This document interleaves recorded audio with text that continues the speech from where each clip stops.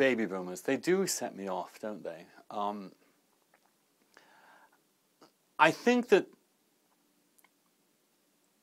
it's simply the fact that the size of their generation and the intensity of their own generational struggle in the late 60s so dominated the entire culture and discourse of the society for so long that that I think it poisoned the wells for a very long time, the kind of polarization that happened in the late 60s, and you see it today.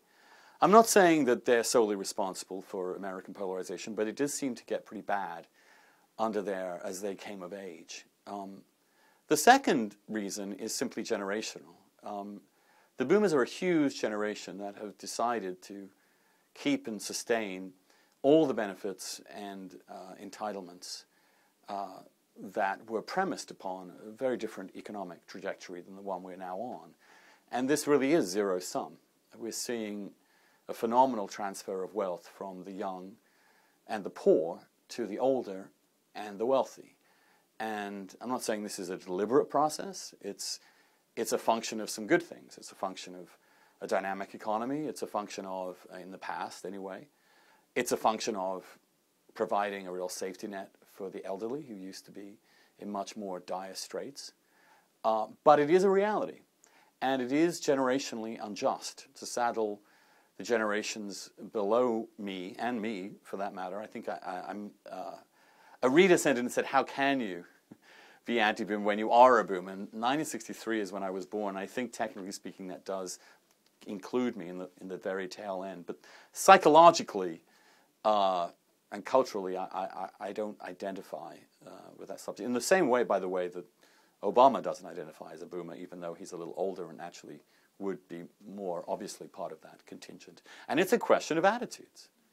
I think post-boomerism, if I were to call it that, and I would be a post-boomer, but the post-boomers are even more interesting.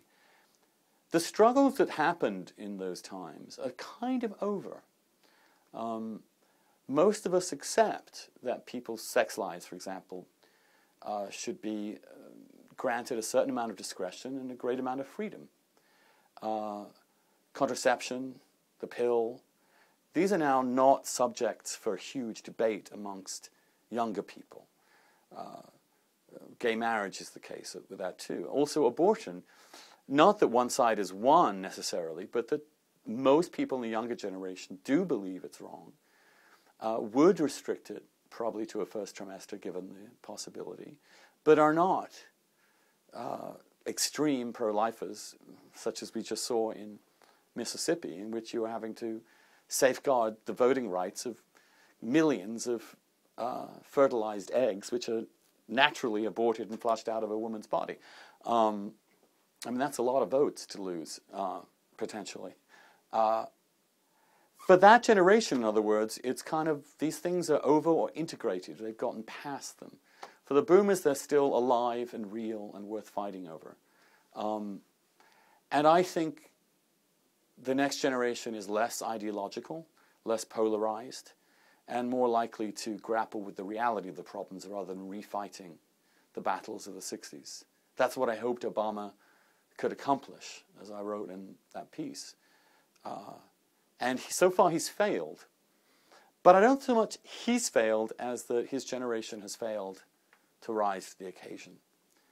But his generation, of course, was not the prime force behind his candidacy. It was the post-boomers that really were the prime force. And I hope that they understand that if they let him be defeated by Romney or someone like that, they will have just failed to follow through on their potential and their hopes for a post-boomer polity.